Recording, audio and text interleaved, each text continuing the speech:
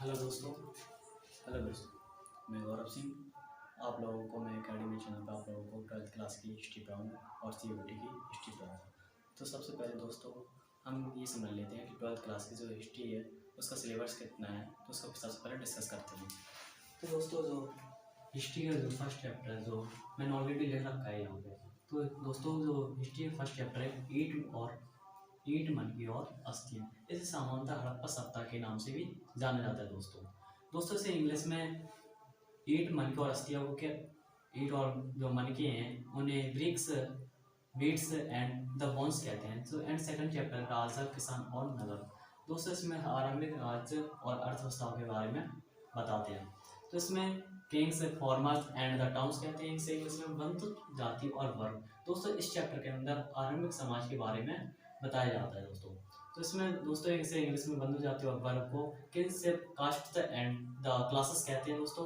And जो fourth chapter है दोस्तों विचार, विश्वास और इमारतें। दोस्तों इसमें सांस्कृतिक विकास के बारे में बताते हैं इस चैप्टर के अंदर। दोस्तों इसे इंग्लिश में thinkers, believes and the buildings कहते हैं दोस्तों।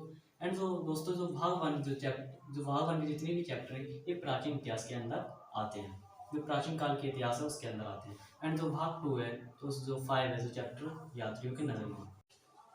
एंड जो 6 चैप्टर आता है आपका भक्ति और सूफी और परंपरा। इसमें दोस्तों धार्मिक इतिहास के बारे में बताते हैं। दोस्तों से इंग्लिश में भक्ति, सूफी एंड द ट्रेडेंस कहते हैं दोस्तों। एंड जो 7 चैप्टर है एक साम्राज्य की राजधानी। दोस्तों इसमें विजयनगर के बारे में बताते हैं दोस्तों।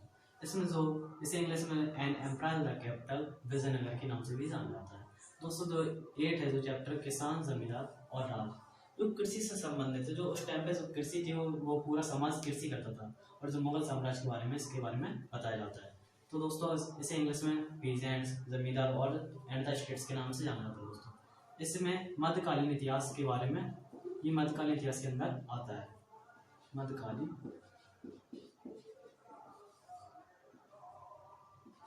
इतिहास दोस्तों ये भाग 3 है। ये इसका नाम जो चैप्टर उपनिवेशवाद और देहात, इसे दोस्तों इंग्लिश में colonialism and the country side कहते हैं दोस्तों। जो 10 चैप्टर है विद्रोही और राज। दोस्तों इसे इंग्लिश में रेबल्स एंड द स्टेट कहते हैं। एंड जो 11 चैप्टर है महात्मा गांधी और राष्ट्रीय आंदोलन। दोस्तों इसमें महात्मा गांधी द्वारा चलाए गए आंदोलन से महात्मा गांधी के बारे में बताते हैं। तो इसे इंग्लिश में दोस्तों Mahatma Gandhi and the nationalist movement कहते हैं। तो इसे 12 चैप्टर है आपका संविधान का निर्माण। दोस्तों इसे इंग्लिश में फ्रेमिंग द कॉन्स्टिट्यूशन कहते हैं। दोस्तों सबसे पहले इसमें ये जैसे आपका जो एग्जाम होता है पूरा 100 मार्क्स का, तो इसमें भाग 1 से पूरे जो 4 चैप्टर वो 30 मार्क्स के आते हैं दोस्तों। कितने मार्क्स के आते हैं? 30 मार्क्स के। एंड जो सेकंड जो भाग है इसमें जो 4 चैप्टर है वो 30 अंक के, ये भी आते हैं 30 अंक के आते हैं। एंड दोस्तों ये थर्ड चैप्टर जो भाग थर्ड है उसमें ये 4 चैप्टर हैं, ये भी दोस्तों 30 अंक के आते हैं दोस्तों। ये टोटल भाग 1 एंड भाग 2 भाग 3 मिला के पूरे 90 अंक हो गए। एंड जो मानचित्र है उसमें जो 5 क्वेश्चन आते हैं, 5 प्रश्न आते हैं, वो 2-2 नंबर के होते हैं 10 मार्क्स के, 10 मार्क्स के। तो ये पूरे टोटल मिला के 100 मार्क्स के हो गए।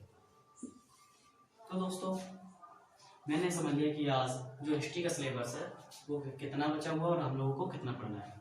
तो दोस्तों आज हम हिस्ट्री का जो सिलेबस है उसे डिस्कस कर चुके हैं। तो हम दोस्तों कल से हम आपकी क्लास लेंगे, तो फर्स्ट चैप्टर है तो वहाँ से स्टार्ट आप करेंगे। तो दोस्तों इस चैनल को एकेडमी जो चैनल है आप इसे लाइक एंड सब्सक्राइब करें एंड ज़्यादा से ज़्यादा दोस्तों में शेयर करें। थैंक यू दोस्तों।